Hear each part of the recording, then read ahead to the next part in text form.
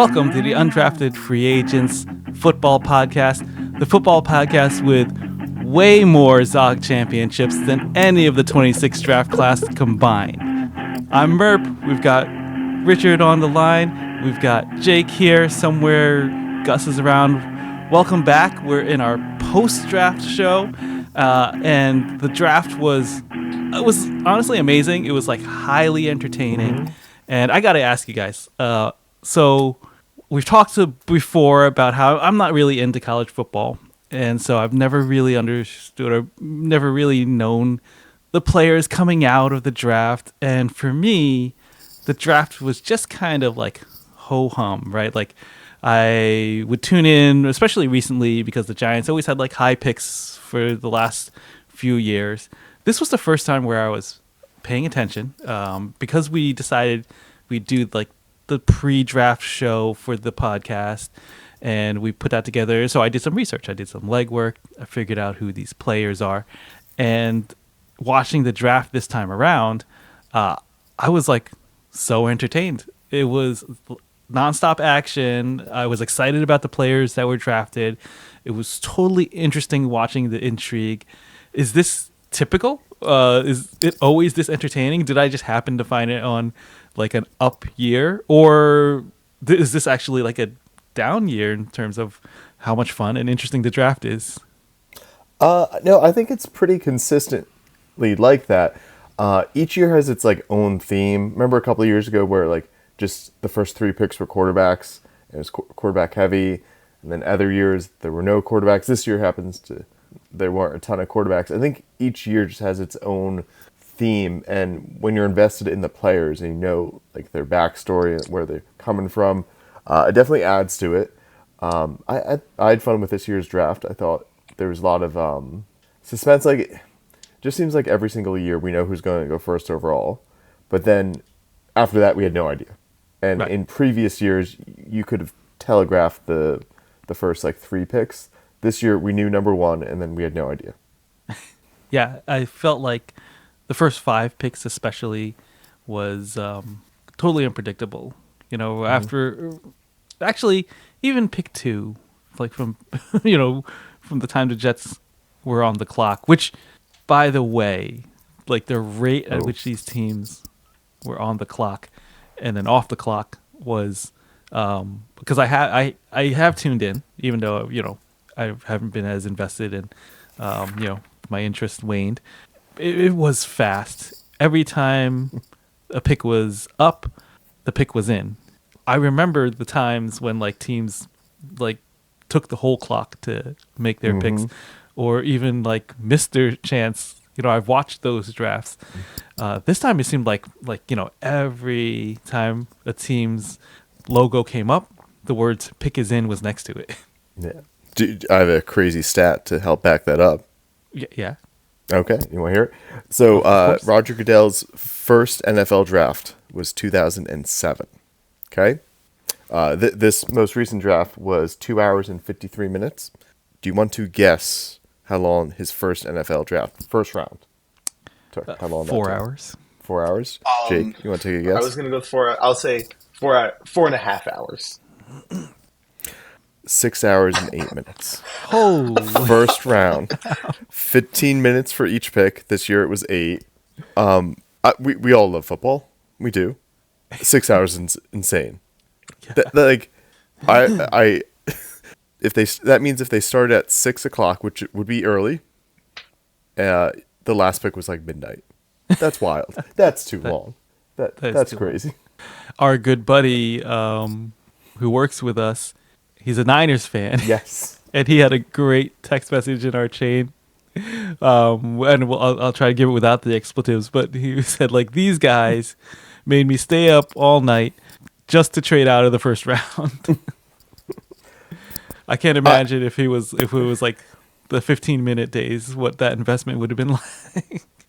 I'll take it one step further. We had a good friend and a colleague who was up to possibly announce the Jets' first overall pick. And could you imagine if you're selected for that and you get all excited, you pick out your outfit, figure out what you're going to say to the crowd, and then they trade it away? Or on top of that, all the Make-A-Wish Foundation kids that get to go make the picks. I was actually wondering that exact scenario when, like, one of the Make-A-Wish pickers came up. I was like, wait a second. Like, do they just have to wait around until the next round? Or what if they get, it would never happen. But what if they got rid of all of their picks? I don't know what would happen. Yeah. That we should investigate that. I don't know how you would investigate that, but we should look into what would happen. We'll put our investigative journalist caps on for this very important information. All right, let's get to first down, right? Which we are just gonna breeze through some news. You know, the last time we came out, there was earth-shattering news that had just come out. It was, aside from the draft, kind of everything was focused around the draft, and so we're gonna take the opportunity to just kind of like unpack some things about the draft. I mean, not what happens to the Make-A-Wish pickers, that we don't know, but we do have a lot, right? That it was a very eventful draft weekend, not just like the first night or the second night, like all 3 days. There's a lot going on, and the evidence to that was that there was almost a record number of trades made during the draft day, right?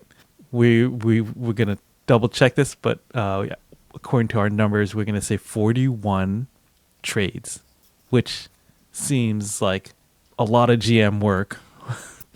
But yeah, it was like I said, to me it felt action packed because there was always something going on. Teams were moving up and down. Teams were moving, out of the first round. Teams were moving like one spot. It seemed like they were making trades just to meet a quota. But it was wild, right? The Buffalo Bills were playing hot potato with their picks in the first round too. Yeah. 3 trades. They bounced the same trades, right? Yeah, they just kept on moving back and back and back. Right. And we were looking at the traders and the tradies, and we kind of had the same thought, right? And I think you had said it out loud in our production meeting text messages that if you look at the teams that were trading to trade out of the first round, for example, you can see the teams that have some stability in their roster, teams that had some success last year or believe that they're ready to produce on the field now. It really felt like the teams that were left in this draft to draft in the first round kind of were a little more desperate to grab what's there. There's a lot of talk about how this 26 draft class is a weaker draft class. So, if you connect the dots, it kind of makes sense that if you weren't desperate to be in the first round, then you'd rather have the capital to make multiple picks to try and get a hit, or we'll have to check on this too, like maybe even get some firepower, pick wise for next year's draft. Yeah, and I just want to give Jake a shout out who compiled this for us. So if we just look at the teams who had didn't have a first round pick or didn't make one, that's a better way to say it. We're looking at the Jags, the Falcons, Colts, Broncos, Packers, Bengals, 49ers, and Bills. And then teams with multiple first round picks, we're looking at the Jets, Browns, Cowboys, Chiefs, Dolphins, Giants, and Titans. Is there anything that pops up, Merp, between those two groups? I know we put it in the chat, but what do you think? There is. For me, there's of all of those, there's one team that stands out because it really looks like teams that got a lot of work to do on one end, that drafted in the first round multiple times, and teams that are like solid, except for like the Falcons. The Falcons stood out to me on that list. I think maybe they believe that they're more solid than they are, or maybe my analysis of where they are may be off, but I feel like they're on very shaky ground. What do you think? That division's not terribly strong either. So what we might consider shaky ground is just a weak division. When I look at those two lists, I just look at the fact that if they didn't have a first round pick, they were probably solidified with their quarterback. They knew who the starter was. They were confident in their starter. And then the teams that had multiple picks probably weren't super confident, with the exception of probably the Giants. And the Cowboys, they might be looking past Dak after this year. But other than that, all the other teams have questions at quarterback, even the Chiefs, like who's going to start at the beginning of the year for them. Right. Yeah. And if we take a little bit of time to look, well, maybe we'll pick out a couple of these trades and analyze them. The storylines for like individual trades, that was like tremendous also. We just started talking before we hit record about the Cowboys trading one spot, right, to flip with the Dolphins to pick up Caleb Downs, going from 12th to 11th. And I made a comment, and actually you guys checked me on it. I said that seems silly because it didn't seem like the Dolphins would have taken Downs and that would have been ready for the Cowboys, which I might be right about that. But you had a different view of that. So I always think about so they flipped with the Dolphins, right? Just move up one spot. Yeah, that's correct. So the one thing we'll never hear about it because I don't think they'll ever release it publicly is you don't know what the Dolphins had on the table from other teams. So while it seems like, okay, Miami wasn't going to take that player and the Cowboys just moved up one spot, you have no idea what other teams were trying to get Miami's pick. So while it seems ridiculous for them to give up all that capital just to move up for one spot, you don't know what was happening behind the scenes. You don't know what Kevin Costner in Draft Day 2 was cooking up. Awful movie. But that then points out just how like big a pick the Mauanoa pick was, right? And we called it here. We said when people were saying that maybe we should pick Downs at 5, and we can get maybe Sonny Styles at 10. I think either I or what we collectively said Downs would be there at 10, and he was. He fell right into the lap of the Giants, who decided, and I am convinced now that it's a good pick to take Mauanoa, which I'm sure triggered all of a sudden the draft board for the Cowboys to light up, and so they decided, oh, we better jump on this, right? Mm-hmm. Yeah.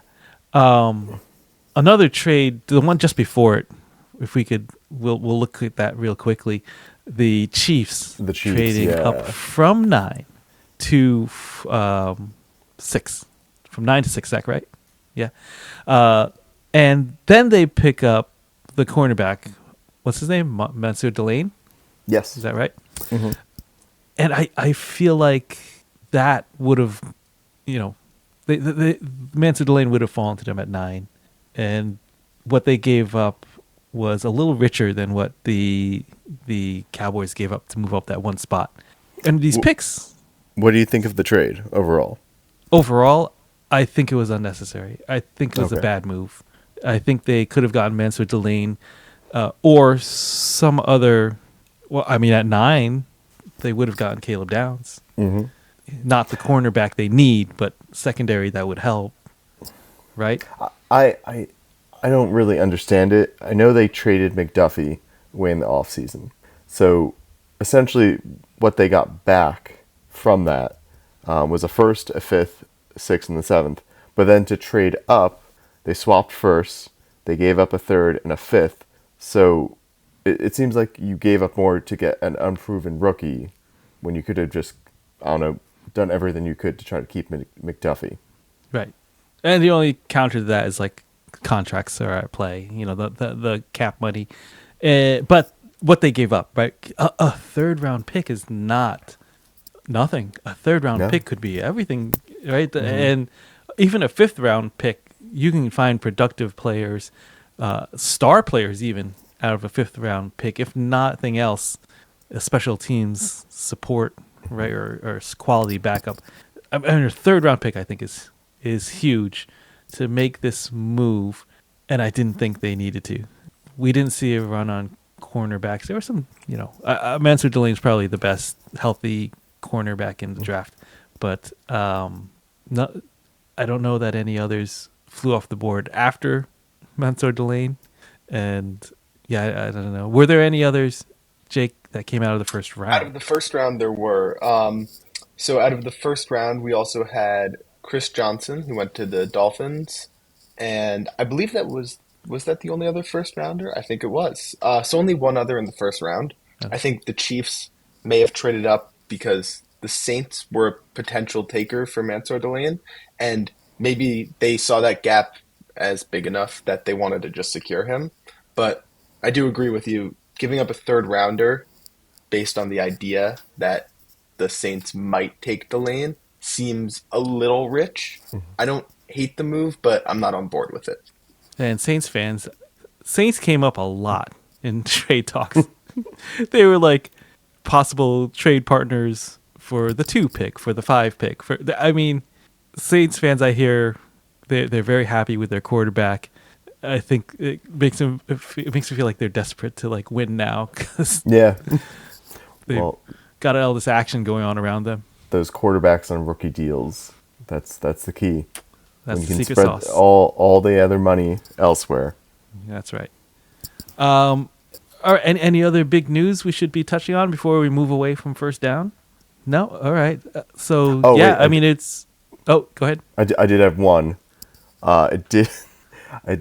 It does involve a trade, but did you guys hear about the fake pick that was made by Roger Goodell?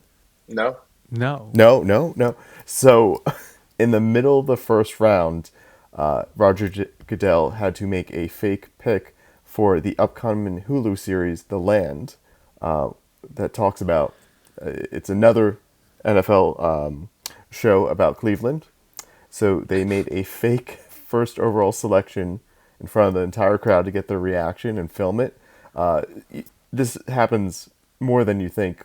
A couple of years ago, Clemson, before a football game, had a scene where they filmed the cast of a movie running out onto the field for a upcoming TV show.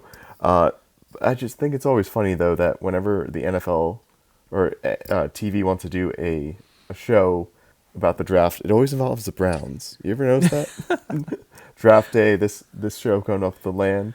It's the most believable thing that the Browns Yes. would have a high draft pick. That's Yes. probably... Yes. Now, wait. Spot on. I actually didn't see the beginning of the draft because I was at one of my kids' functions. And did they put that on TV? Did that happen on... No, Oh, okay. people just social media taking pictures beforehand. But yeah, I guess they announced, apparently they announced to the entire crowd that we are about to film a scene. What you're about to is fake. And they asked them, I guess, to go wild, and they just filmed it. That's so cool. That's pretty cool, right? I was today years old when I learned that happens. All right. Speaking of, should we go on to second down? Let's go to second down. All right. Second down. Speaking Go of ahead. movies Take it away, Richard. and TV shows, so shout out goes out to my co-teacher who had the kernel of this idea. She asked not to be named, but she did want a shout out.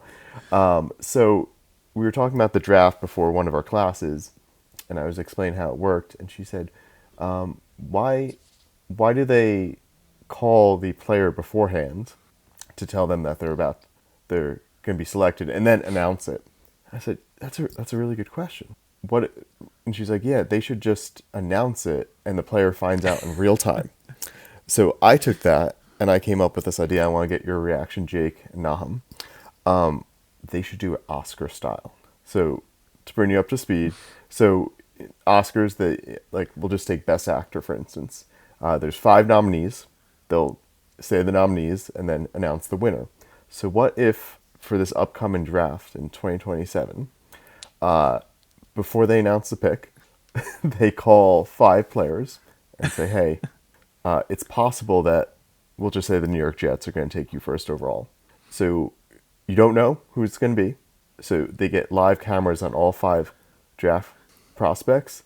And then when Roger Goodell steps up and announces the first pick, you get an instant live reaction of who got picked and who did not. What do you think? I think that'd be amazing.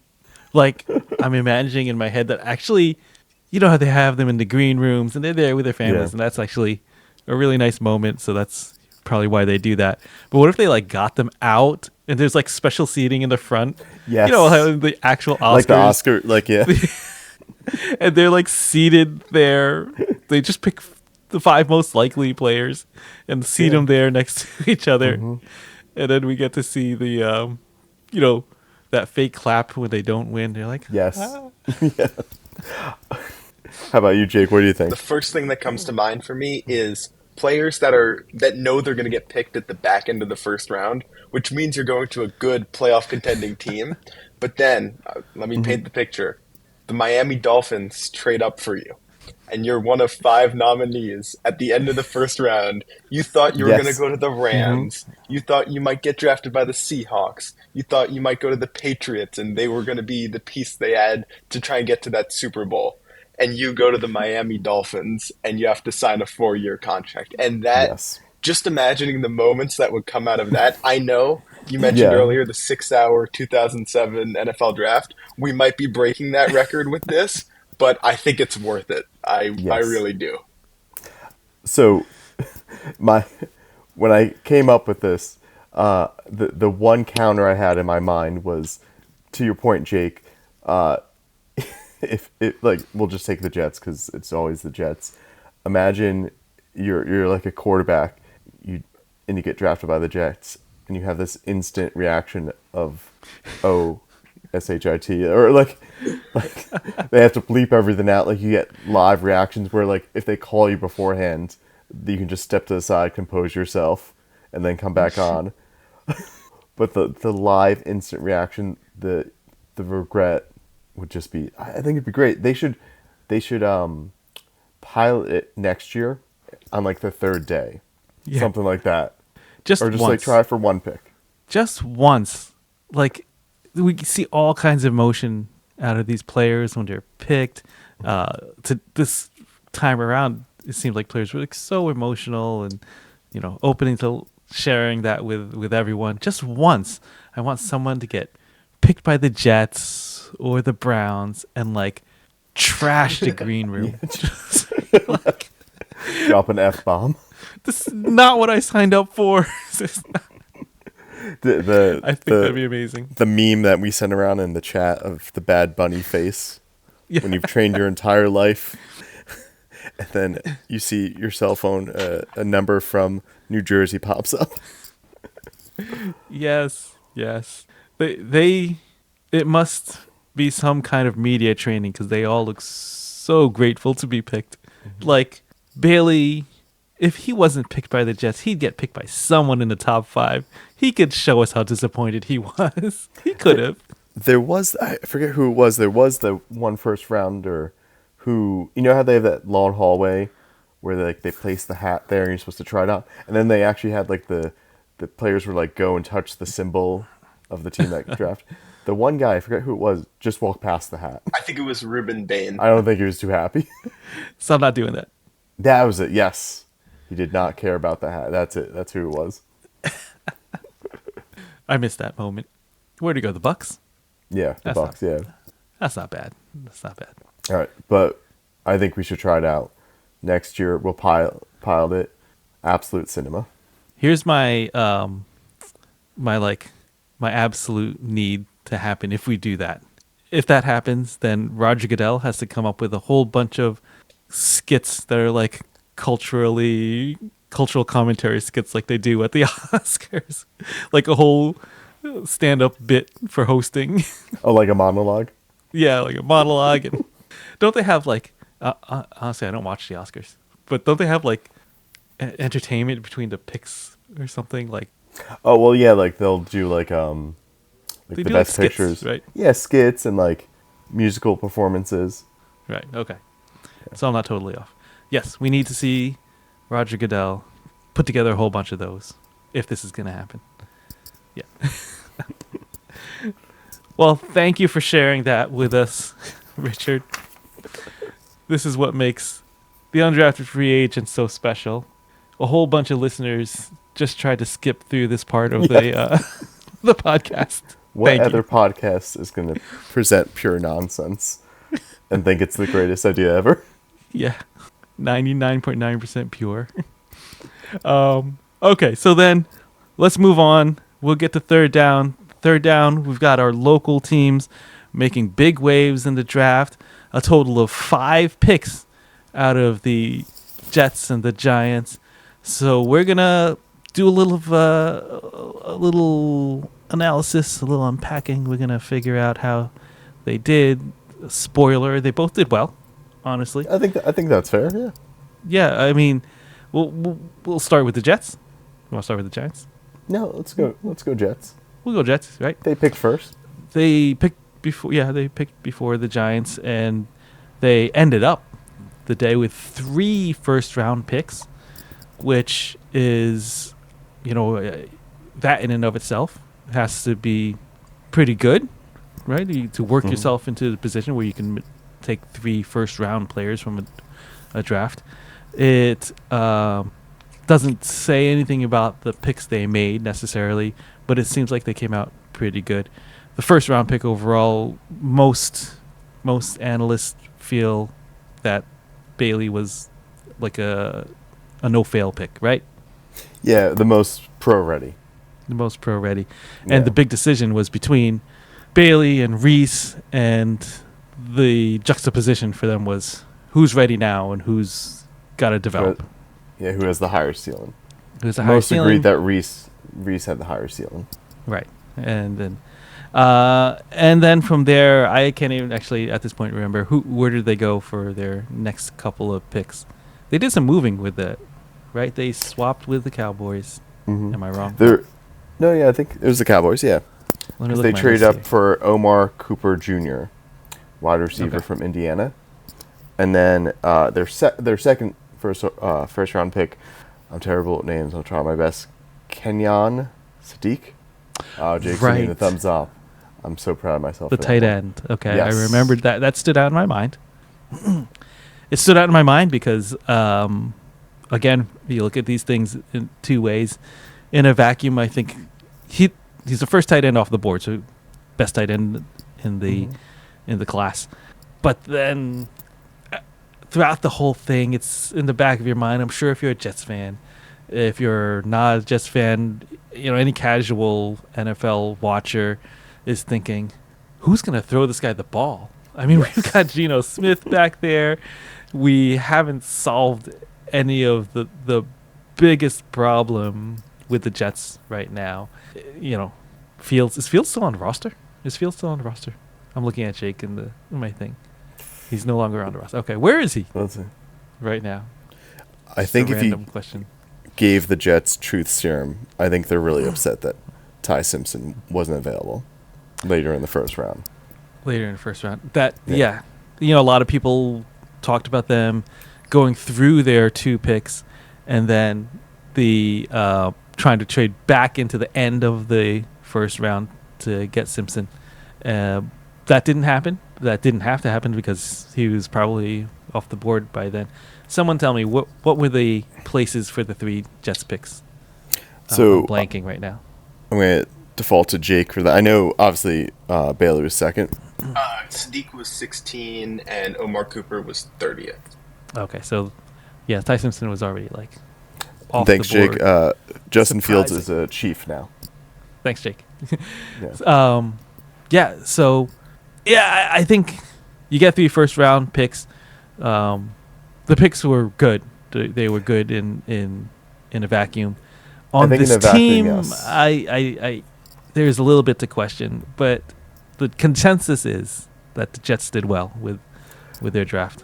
The only counter I have to that is they kind of had their feet in 2 camps, so to speak. So the one knock on Bailey, I guess you not necessarily a knock, but he's pro ready with a low ceiling.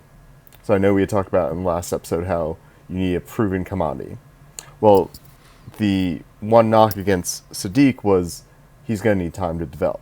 So you're making one pick that's going to hopefully pan out now and one that's going to develop in the future, probably when they have a hopefully when they have a more consistent quarterback, if I'm a Jets fan, I'd like to see a little bit more consistency. Like, are we just developing talent for the future, or are we just trying to win now? And when you do both, it kind of all comes out in the wash, and it doesn't work. Yeah, I feel like the Jets, and maybe we're nitpicking again. The consensus is they did very well, but I thought the plan would be different, and I would say the same thing for the Cardinals.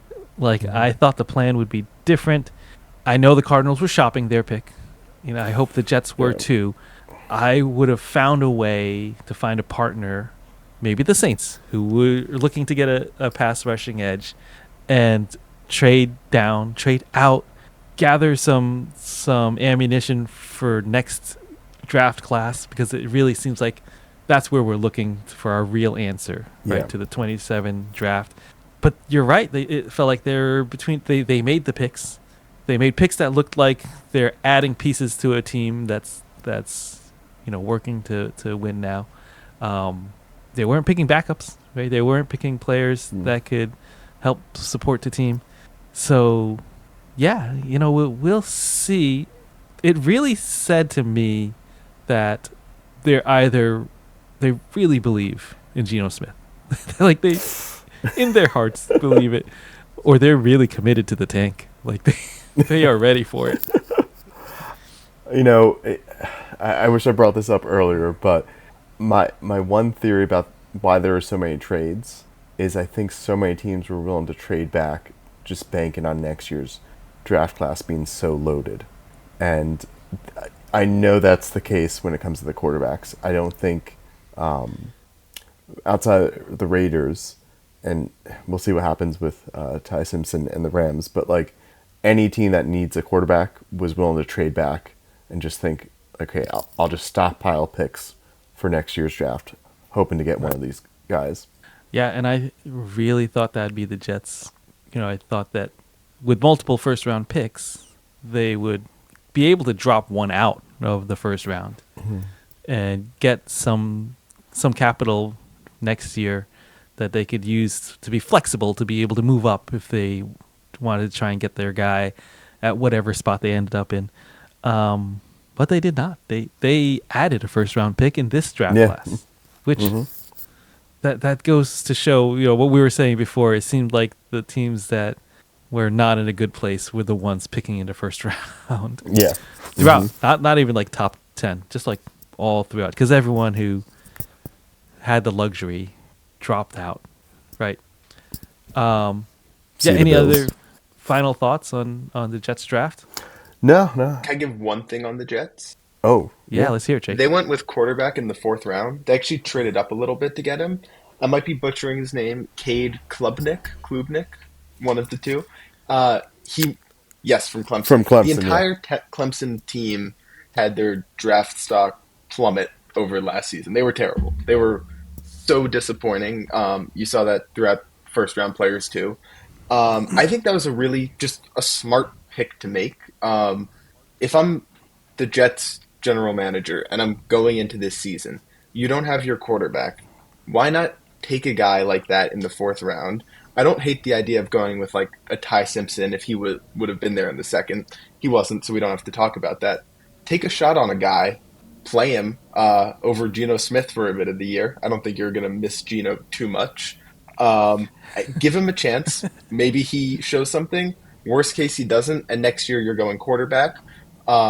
And I just thought that was good process for the draft and building towards a better future for the Jets. And I think this draft overall could have been, I wish it was shinier based on the fact that they had 3 first-round picks. But this draft class was not that, as you both touched on. So I like the draft overall. I think they did a good job. Room for improvement, but yeah, I like your analysis on it. I think when we look back at this draft in like 5 years or so, we're going to look at one of these quarterbacks, not Nate Times, Ty Simpson or Mendoza, and be like, that guy was a gem in like the 5th, 6th, 4th, 7th round. Yeah, we just don't know who it is yet. Maybe the guy out of Rutgers. Yeah. Oh, yeah. I was shocked when he came off the board. Yeah, and I'm hearing that like Carson Beck has a a real chance to get in there and get a spot, right? Is that what you guys are hearing too? Yeah. That's what I heard as well. I also think we're going to look back 5 years and be like, wow, that guy is a terrific UFL quarterback. We're going to probably say that about a couple of these guys. Yeah. That was the joke about Beck for the last couple of weeks, ever since the national championship. Before we leave, we brought up the Raiders in Mendoza, and no one has really said this out loud, but I think he's going to have a tough time. I think, forget about the player and his abilities. Anyone drafted in that spot is not set up for success. Yes, but I do love what they did and got Kirk Cousins. Yeah. Ideally, I think even Raider fans will sign on to Cousins playing the first 6 games or whatnot, and then transition to Mendoza. Right. Yes. So let's turn our attention to the Giants. Oh yeah, I mean all three of us we're Giants fans here in the house. It was exciting. Looking for his hat. Yeah. At first, I was disappointed because it fell into our laps. Right, we unexpectedly had a chance at Arvell Reese, and then could have gone defense because in the 10th position, Caleb Downs was there. He was there ripe for our pick, but we took the tackle. I think going to be guard soon, Mawanoa, which It's everything I'm hearing. most people say was the top offensive lineman in the class. So it's hard to argue against that. But first thing, you're sitting at 5. Love has come off the board. Bailey instead of Reese, so Reese is there. No one sniffed Sonny Styles yet. We know we're going to go defense. Did you have any thought that maybe we wanted Styles instead of Reese? What did you think there? Or I was think it once Reese was available, it's over? I think I don't think they thought Reese was going to be there. I think they were shocked they fell. Many experts said Reese was the top player in the draft. So if you just look at it that way, him falling to 5 is phenomenal. The knock against him is it's a small sample size. Okay, basically one season, and I think they said I did see a great stat. He had 138 plays. Not plays? No. Snaps. Get that wrong. Snaps. Yeah, No, I that think can't it be. might have been 138 at edge rusher. That's it. Oh. Edge rushes, which isn't a huge sample size, but it was more than Parson had when he got drafted. So even though it's a small sample size, it looks really good.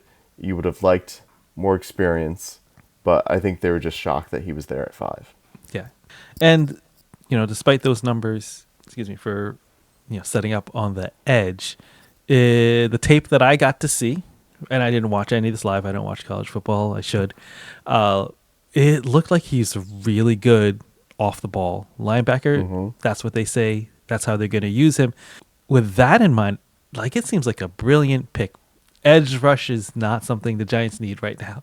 And what they do need is second level. Well, they got Tremaine Edmonds, but second and third level really is where they need all the help in the world. But it seems like that second level finally gets shorn up, having 2 run defenders. And from what I've gathered, Arvell Reese is great against the run. Off the ball, he's got good instincts. I've seen him come down the line in scrimmage and, turn north-south, attacking ball carriers. It looks really, really good. And I feel like that's like a space that the Giants were not good at, right? And last year it felt brutal watching teams run against the Giants. And we gave up Dexter Lawrence, shades of Dexter Lawrence last year. But now it seems, we're putting the pieces together to make a defense that is not just splashy, but is functional. I know you said it wasn't necessarily a need of the Giants. I'm going to quote Tom Coughlin. Remember the glory days of Tom Coughlin? Aye. Oh gosh. Do you remember what his draft philosophy was? Well, was it like just the best guy that was there? Yes, exactly. And I think that if we can get back to that, where like you have no idea what's going to happen next season, who's going to get hurt, who's going to request a trade, who's going to underperform, and if you just consistently take the best player available, the math will work out. Right. Yeah. And now, you go to thinking about, what the combination on the field is going to look like. Right? Have you thought about this with Arvell Reese in there, with Burns, Thibodeau, and Abdul Carter, and I hear they're going to go back to 3-4. So there's a hole in the middle. It's obvious there is. We're going to go into free agency. Maybe we'll get DJ Reader. You can not replace Dexter Lawrence, but defensive tackle is a place where you can get a player and survive, right? And next to that nose tackle, which you could put into the 0 or the 1, the 1 technique, either of those. And next to them is Thibodeau, who's people don't give him enough credit for how stout he is against the run, how good he does standing up blocks and keeping the line of scrimmage tight, right? And maybe Burns on the other side, but you shift the middle over so that Burns is more on the outside. Then you've got Carter on the outside, opposite Burns, or you have Reese now that can slot in, or have Reese come from Burns. It's like all of a sudden you've got all these chess pieces, and in my head I'm thinking this is going to be tough to game plan against as long as the Giants end up in a position where they can be the aggressors and get their down and distance right, so that they get in position where it becomes a guess who of where they're coming or how many of them are coming, right? Yeah, I never look at it as you have too many weapons on defense, or it's not like offense where there's just one ball. Right. I mean, you can send them all, or confuse offensive coordinators about who's going where and who's attacking for which side. Right. So true. What do you think about the other pick, the tackle? Oh man, And I'm going to let you say the last name. Mawanoa going Mawanoa, yes. Right guard, hopefully. And then can you imagine if, you're Sonny Styles, who Giants fans dread not having picked, but Sonny Styles standing there in the middle and the ball is snapped and you have Mawanoa bearing down on you one play. And then the next play, Mawanoa pulls, instead Ricard's coming through the hole at you. And then the next play, maybe you come clean through Mawanoa and Ricard. You make a good guess at the hole, and you've got to tackle Scatabo. This is a lot of people coming at you. I love it. I love the thought that maybe we'll be running the ball effectively, that it keeps Jackson Dart upright because Mawanoa seems like a good pass protector, but just the threat of the run being something that is, legitimate will make the offense just safer for everyone. Yeah. I think this definitely protects Dart, which has to be at the top of the priorities for the Giants. And when I saw this pick, I thought back to last year's draft, where was it last year or 2 years ago? Whenever the Chargers took Joe Alt, right? And they interviewed Jim, and he said, they asked weren't you looking at offensive weapons for Herbert? And he said, we view offensive tackles as offensive weapons. And I think his brother has the same philosophy, and that's totally true. If you can keep your quarterback upright and safe and promote the run game, it's hopefully seems like a home run. Yeah. And we haven't gotten to talk that much about Ricard, but this just solidifies that we're gonna look at some smash mouth football happening in the Meadowlands, which I love. I think it's we've missed it for a long time, and I think it will be something that really complements what's happening on defense. I think it's just exciting. Beyond the first round, I think the Giants continued to do well. Cornerback is a huge area of need. It just seems like we've missed on so many picks, and we've missed on so many free agent pickups on the outsides and the third level of our defense. Why not? Let's make another pick and see. It just seems like, when the defense feels like they have a chance to be on the attack, that the secondary just fails them. And so Colton Hood, good pedigree, and hopefully can slot in right away. I love Fields too in the third round. Wide receiver from Notre Dame. Watched him this season. Human highlight reel. More weapons for Dart. I was surprised he kind of fell to the third, but good pickup. Yeah, I was surprised that before the draft they said there were a good number of wide receivers. So I was not aware of Fields. He was not on my radar because I'm just a casual. But once they started putting his film on, I was like, oh wow, this is a red zone threat. 6'4". That's what it says all over. So that's going to be something to see if they could develop. There was like so many of these guys that I see come out though and not be able to use their size and leverage to be successful. And the Giants themselves have drafted several of these that they have not been able to develop, these big wide receivers.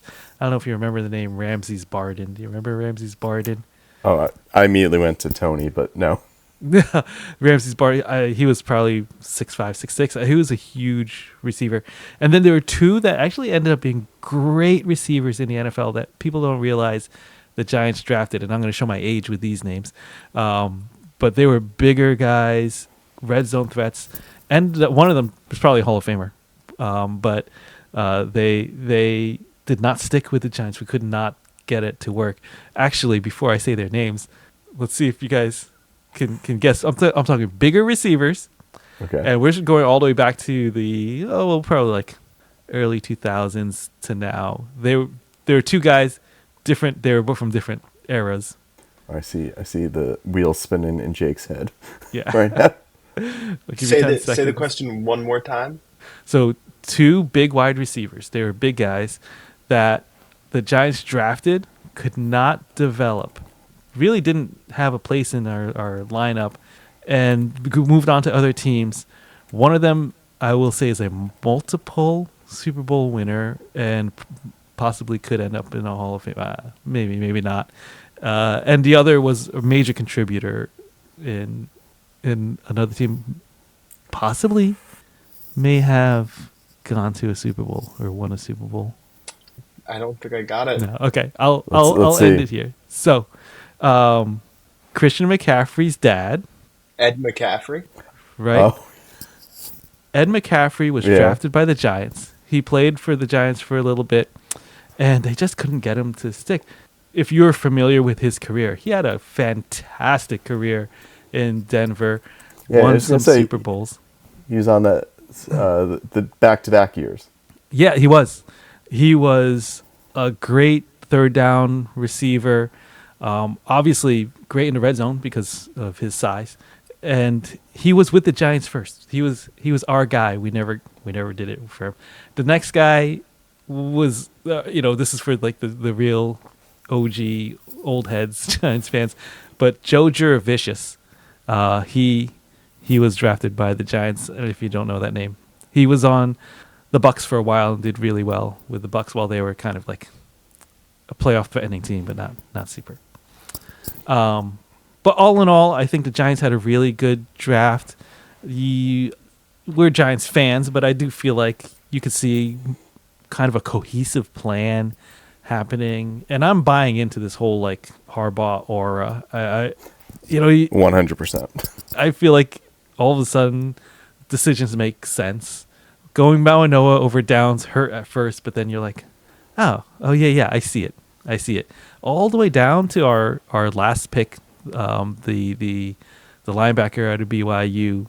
You could see, the need. Like I said, second level, always tough for us, especially if you get hit by injuries like Micah McFadden being out. So yeah, I think I'm happy with it. It felt like we did the things we needed to do, not the sexiest picks, right? We didn't fall into the trap of the media saying, "Oh, you got to replace Dexter Lawrence." No. We'll find a suitable replacement in free agency, and we've, drafted some support there. Okay. So, if we're ready, any last thoughts on the Giants? I think we go on to fourth down. Yeah, let's wrap up third down. We'll move on to fourth down, and we've got, just like any respectable podcast talking about the draft, we've got to commit. We've got to commit to our winners and losers, right? Who came out on top, really on top, and who was the GOAT in a bad way, I guess, right? And let's hope this doesn't bite us 5 years down the road. Yeah. I will say, to our credit, we're pretty good at picking seeing the future and like finding these trends. Next year there will be an Oscar-style draft. Yes, we were the first. You heard it here podcast first. Yes, to say Ireland's going to host a game. We were the first podcast. To we say were that. right. All right. There Nam, have been several predictions. Nam, you want to start us off with your winner? Yeah, I'll kick it off. And this was pretty easy, and it's not a not obvious one, but the winner was the 27 quarterback draft class.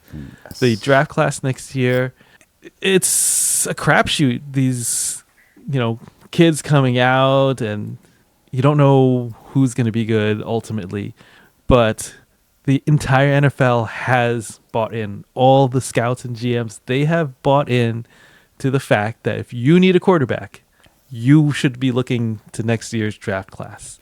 And you can see it in the decisions that were made on draft night and the decisions that are, consistently being made outside of the draft.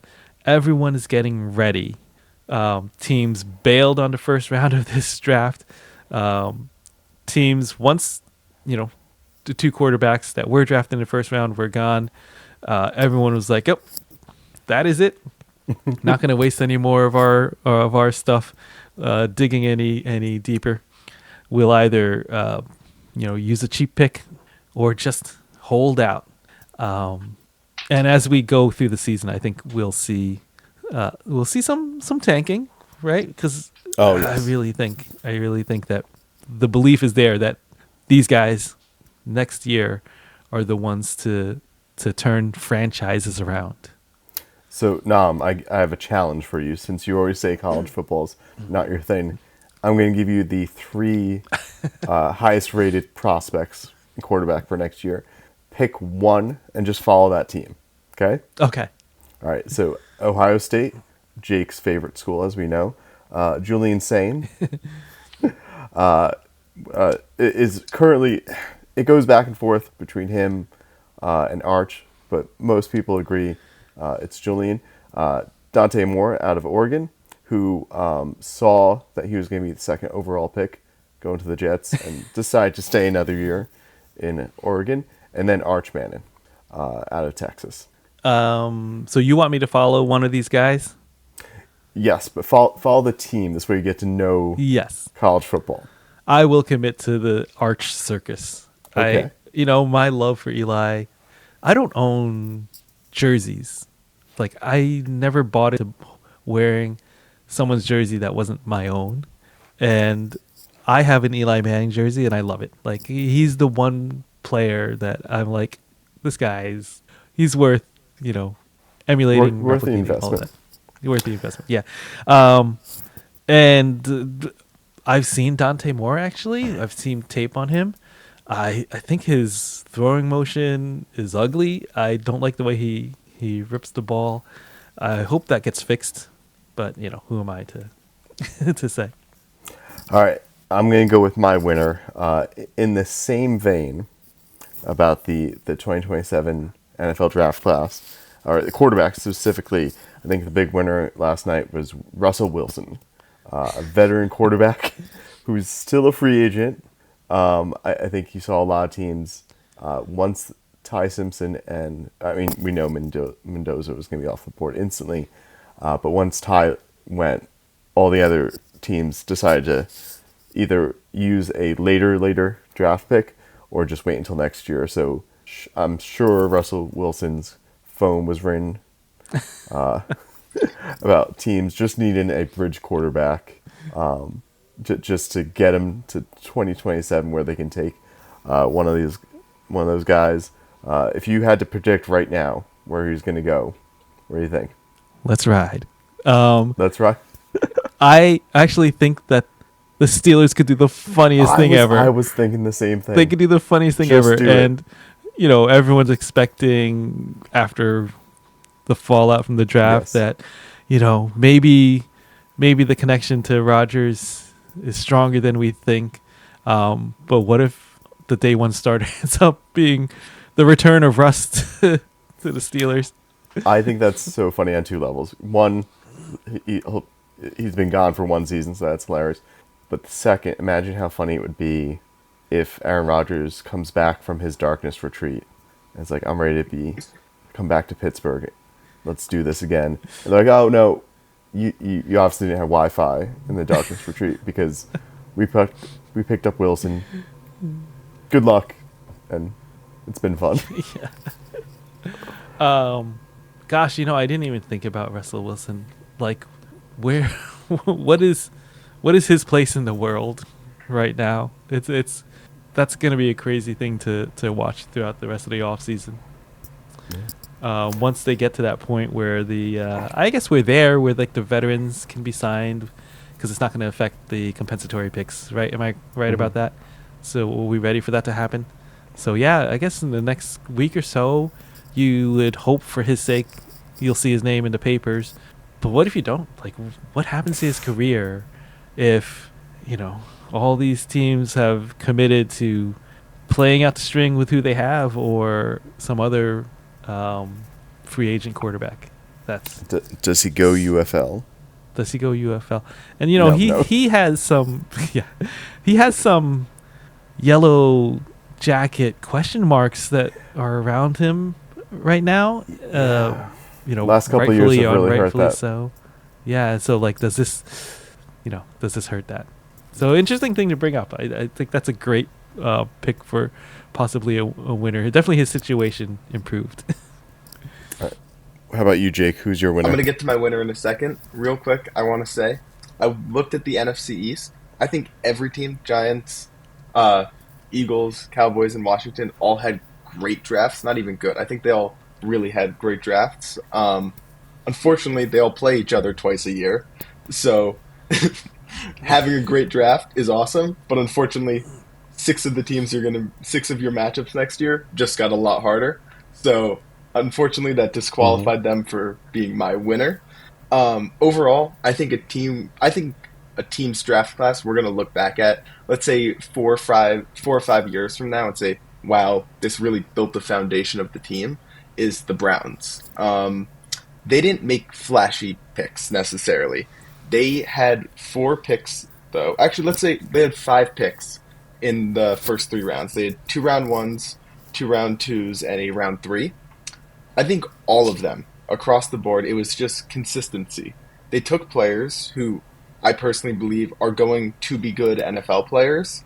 They don't necessarily have the upside to be a top 5 wide receiver or to be the best offensive tackle in the league. But these are the players that you build your franchise off of, especially when, like you mentioned earlier, they still have a question mark around quarterback.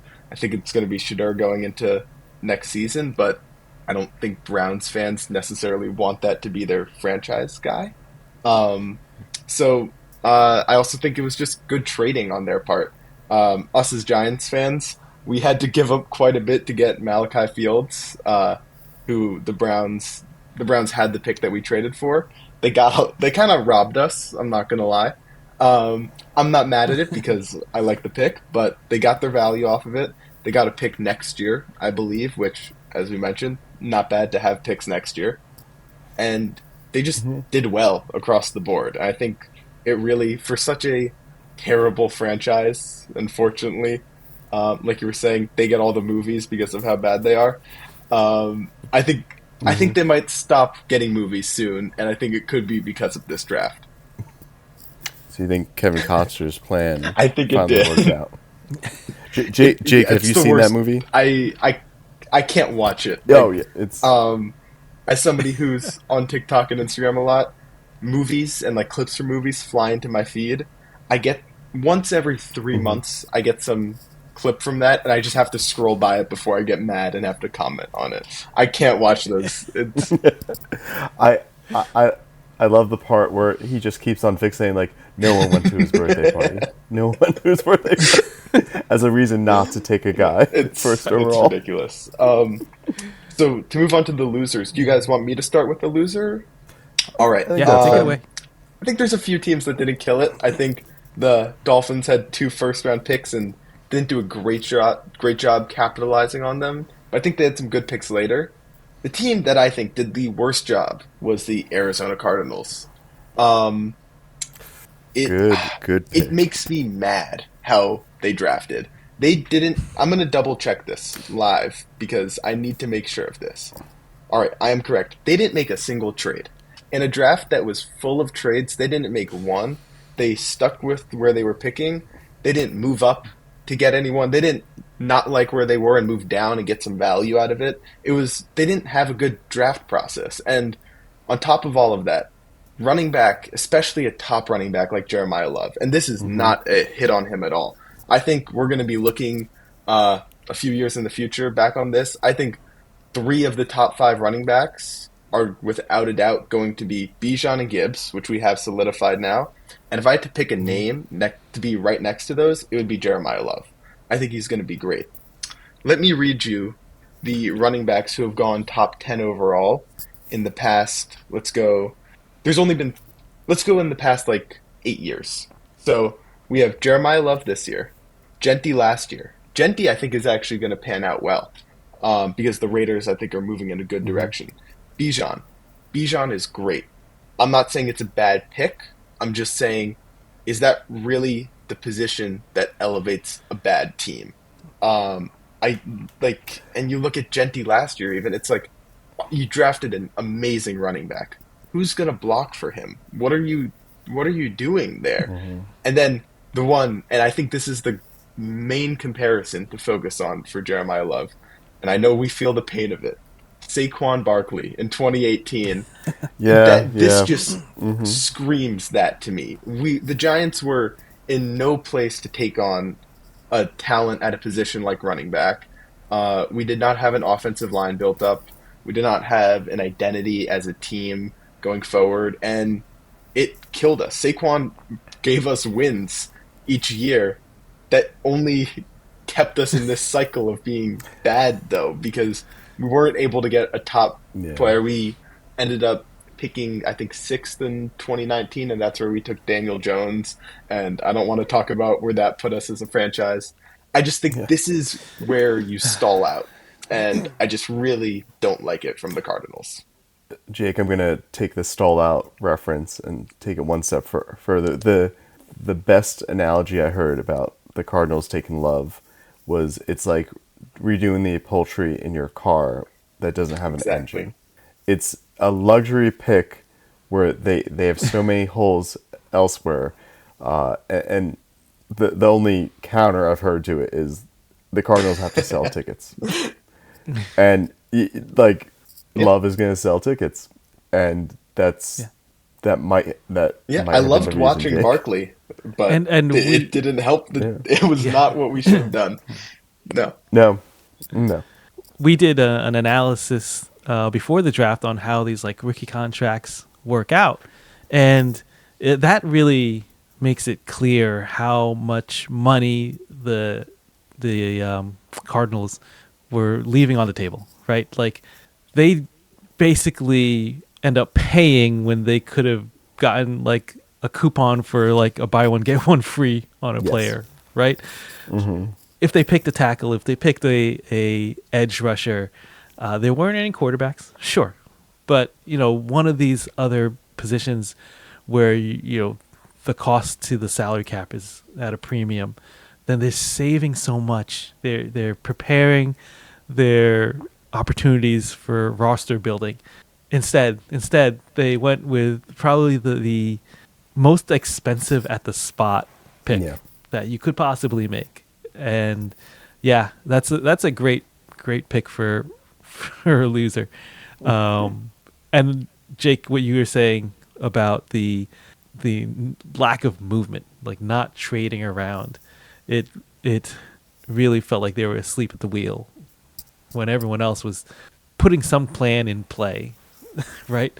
They kind of, when you start your fantasy football draft and one of your buddies is like on auto draft and you're like, oh man, now we got to wait for this guy to auto draft.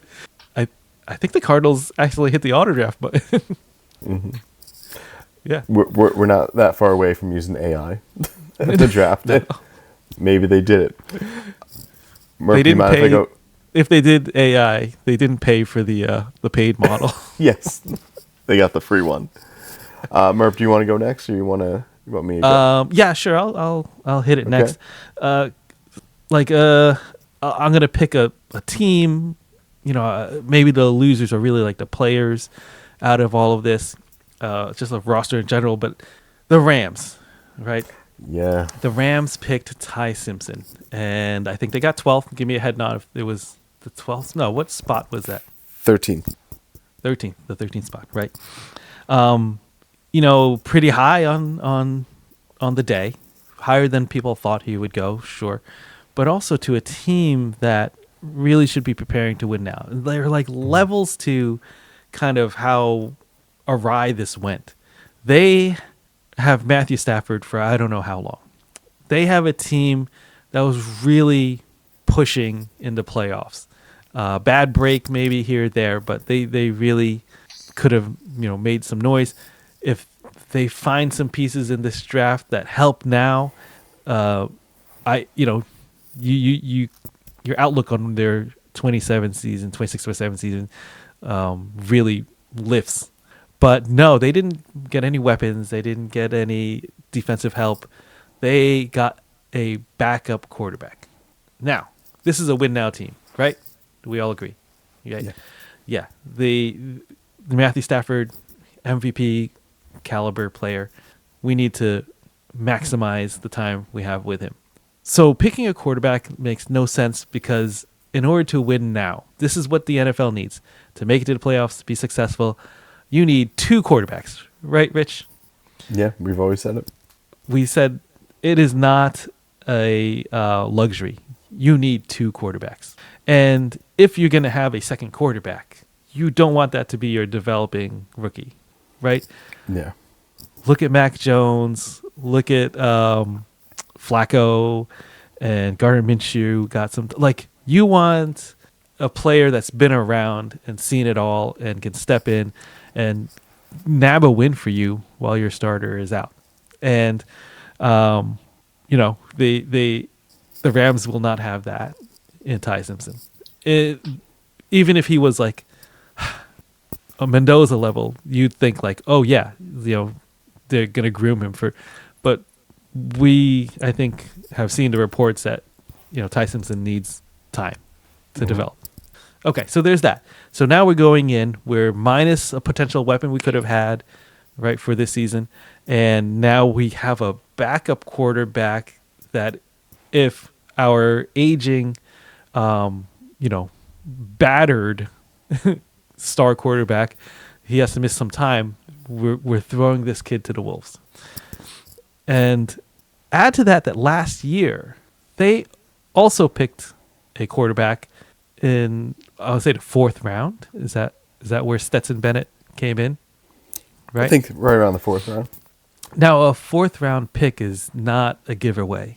And so if you've invested in that position 2 drafts in a row, and in this year's draft, a 1st round pick, those are 2 picks, one or the other, could have really helped the team now, right? So either they screwed up picking Stetson Bennett, right? Or they screwed up picking Ty Simpson with that in mind. So I really feel like it's poor roster building. I feel like there's a disconnect in like goals and objectives. You know, when you set out to accomplish something, you've got to be on the same page with how you're going to accomplish that goal. And I feel like, you know, they weren't sure on what they wanted to do, right? Are they preparing for the future? Are they preparing for now? And they kind of got caught. So yeah, I feel like the Rams really botched this one when they really could have come out on top. I would agree. So Bennett was actually 3 years ago in 2023. That But- long ago? Yeah. Time flies. But also, did you see the presser when they asked McVay about the pick? Yeah. He did not look happy. That might have been a GM or ownership pick. Right. And the last level to that is everyone else is looking at 27, Yes. Mm-hmm. right? So I think the consensus on that was a question mark on why that pick was made. I guess we'll have to see how the season plays out. I don't like how it feels for Matthew Stafford, though. I agree. All right. I'm going to go with my loser. I took it in a different direction, but I think I'm going to stand by it. My loser of the draft was Peter Woods, financial advisor, which this person might not even exist, but hopefully when you get drafted in the first round, you have people around you to help you make sound financial decisions. So Peter Woods was taken 29th overall by the Chiefs. Okay? And as many players do, he's out of Clemson, by the way, as many players do, you know, they share the wealth. That, you know, they get drafted, they want to buy something nice for their family. Peter Woods, within 24 hours of getting drafted, bought 2 luxury cars totaling over $200,000 for his mom and sister, which is a very nice gesture. You know, they've been with you your entire life, you know, want to pay it back. But that is roughly 10% of his take-home salary from the first year. So at that pick, you're looking at about, you know, we're not going to include salary bonus, signing bonus and all that, about 2.4 after taxes and whatnot. To spend 10% of it within the first 24 hours doesn't seem like a great idea. Hopefully, you know, he has someone in his ear telling him like, well, this is great, but you got to slow down on this. The sign bonus is a one-time payment. It's not your paycheck every single time. We forget that that's gonna be my. these are just kids. They're just kids. Yeah. Yeah. Well, maybe sounds like Peter Woods' financial advisor might be a winner because he will be needed. Yes. And can charge whatever he wants, apparently. Yeah. We have some honorable mentions, right? Did you want to run through some of those? So, my one winner honorable mention was Oscar Delp's dog. Did you see that viral clip? I did see that. Yes. So for those of you who didn't see it, Oscar Delp, I hope I'm saying his name right, Delp, gets selected. The house goes nuts. He's one of the draftees who does the draft from home. The whole house goes nuts. The dog waits and waits and waits until everyone's standing up. They're all hugging and just sneaks onto the couch. Just lay about. You can tell that is his spot regularly. He has no idea why there's so many people in his house right now. He just wants to lay down. And kudos to the dog. So, and if you haven't seen that clip, find it somewhere. It's fun. It's great. You can see. But another thing that stood out to me, you know, I like seeing these videos of these players in their homes on draft night, surrounded by their family. I always wonder, like, how do they, you know, get, you know, who they sent to this? Does ESPN like send the camera to every one of these guys' homes? And what's neat is to see, I guess, kind of like the fashion choices of the coordinated families. And I saw that clip of Oscar Delp and his dog, and what stood out in my mind was like, oh man, this family's repping Kohl's hard. Like they've got Yes. the polos and khakis. It was Did it was you nice. see Peter Wood's family? I- Everyone was dressed in white, Yeah, I did. like head to toe. Like the player intro video of him wearing the open shirted vest. Did you catch that? I did not, but that sounds amazing. It's amazing. It's amazing. And I think ultimately, after all of this, the winner is you guys, our podcast listeners. We got through our pre-draft, post-draft. Thanks again for listening. We're at the end of our show today. We'll be back in a couple of weeks. I think we're gonna kind of let all the dust settle from the draft, and once we get teams in pads, we'll get back to talking. I'm sure there'll be stuff that pops up. So look out for us in a couple of weeks. And in the meantime, if you haven't subscribed, hit the notifications. Please do. It means a lot to us. We talked a little bit about how the salaries go, Peter Woods and all the rookies. If you're interested in learning more about that, you can click this video. That's our episode for today, and in the spirit of Mr. Irrelevant, I'm going to be the last one talking for this podcast. Peace out. We'll see you around.